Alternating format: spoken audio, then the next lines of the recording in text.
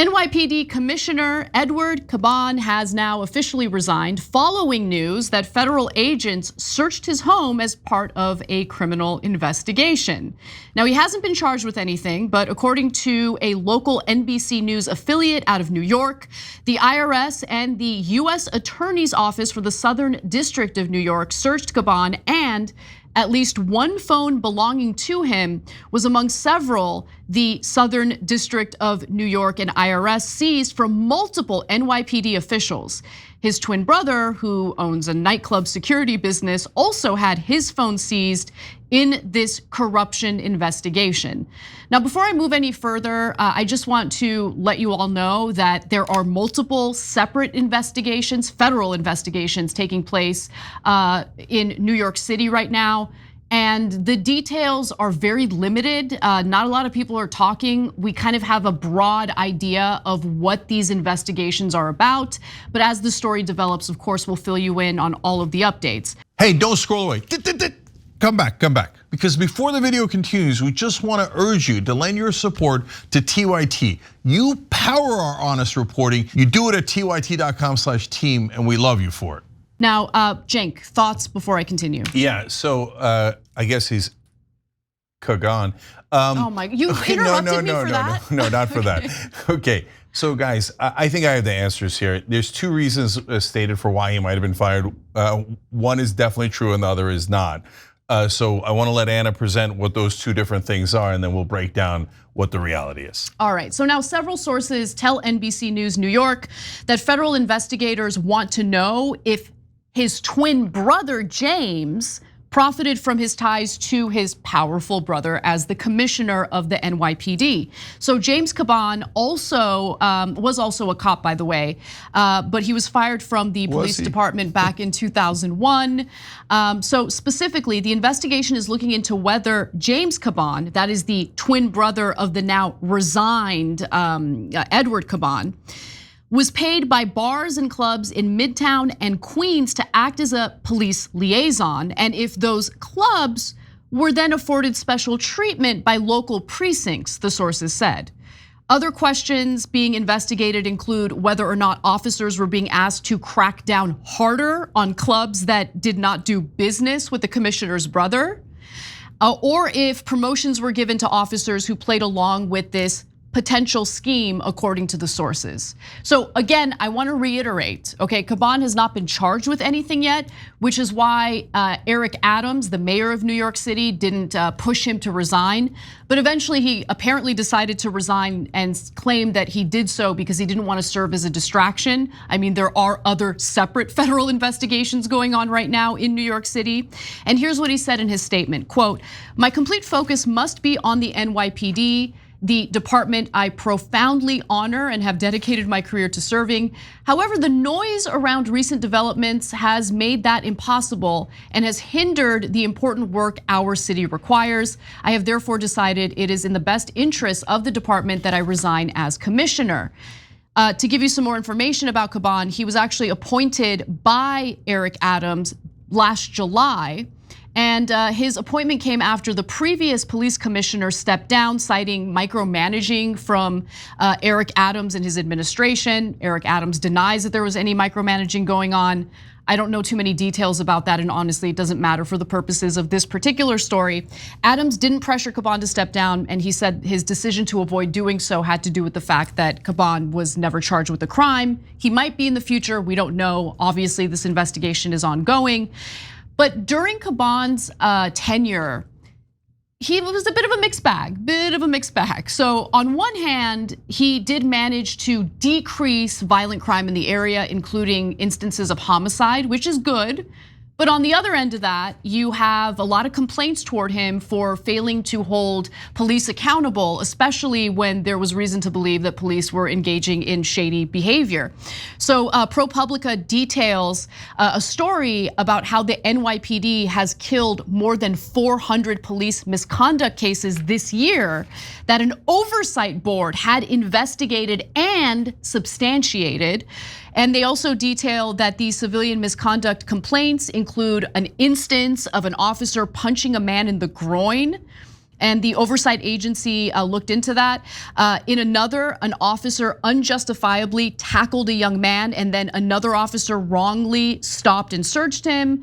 And some episodes, like the officers using chokeholds and also beating protesters with batons, were so serious that this oversight board concluded that the police had likely committed crimes.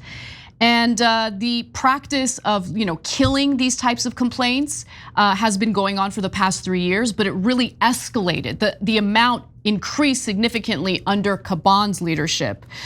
So since he took office last July, the NYPD has ended without review more than 500 incidents. About half the cases the oversight board referred to it, according to an analysis of board data. The rate has actually climbed, though, under Caban to nearly 60% this year. Under Caban's predecessor, the department faced roughly the same number of cases, but about 40% were tossed out without review. Yeah, if he gets arrested, I hope he can make Caban.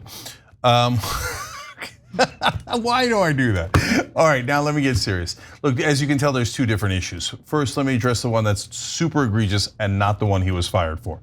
So the one that Anna just told you about with this civilian review board hands a whole bunch of cases that they've already verified as cops doing something wrong to the police, and then they're supposed to police themselves, which is hilarious.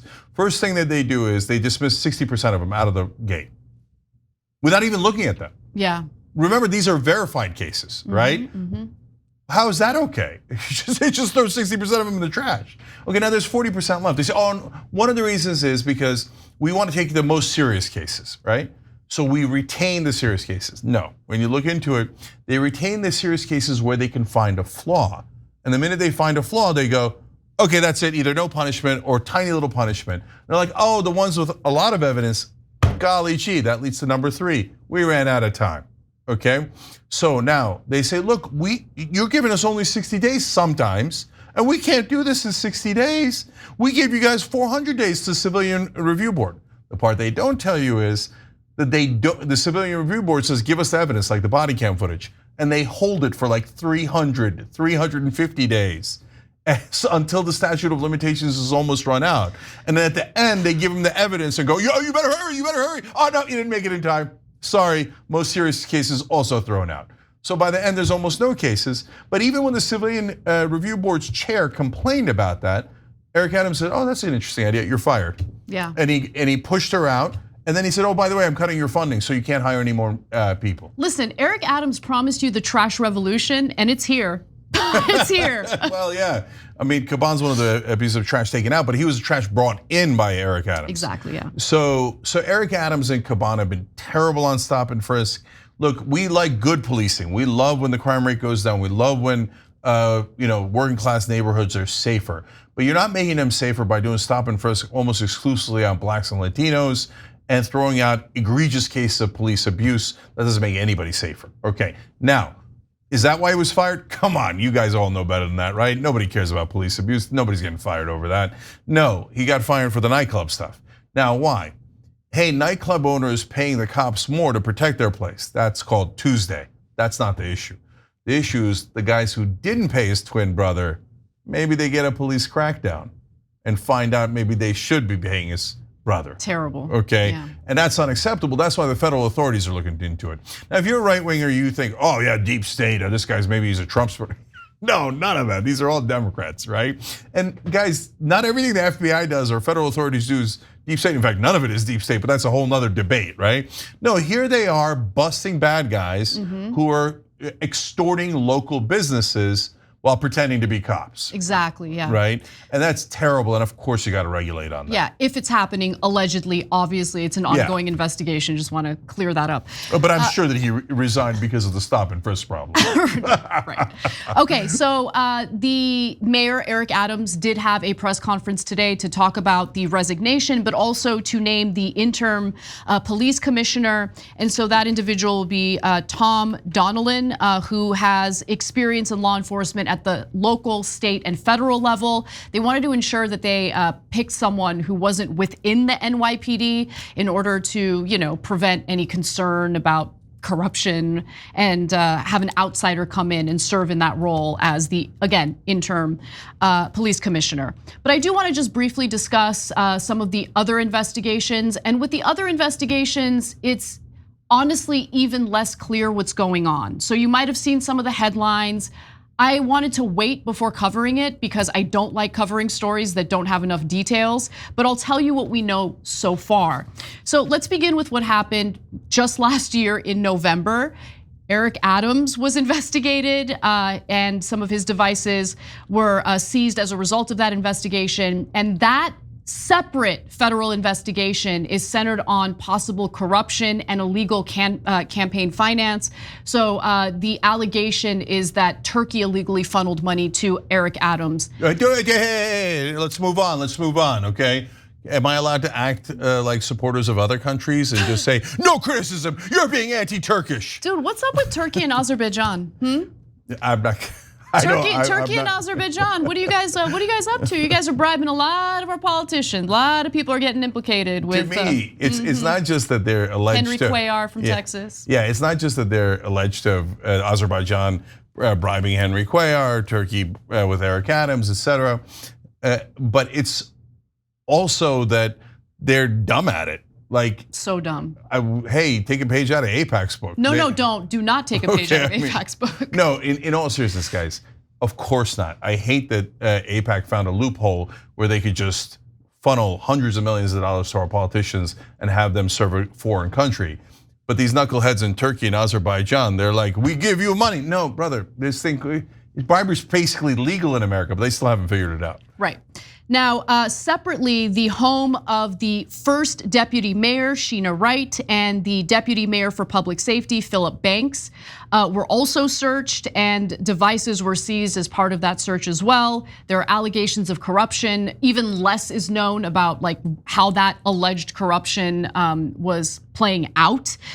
Phil Banks, by the way, has faced scrutiny before when he was in the New York Police Department. Federal prosecutors had referred to him as an unindicted co-conspirator, but they never charged him in that corruption case involving two businessmen who provided gifts and vacations.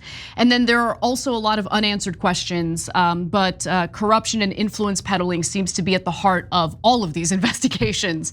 And there are separate investigations currently taking place by federal investigators in New York City. Trash revolution. Thanks for watching. If you become a member, you get to watch all this ad-free, except for, of course, this ad. Still, hit the join button below.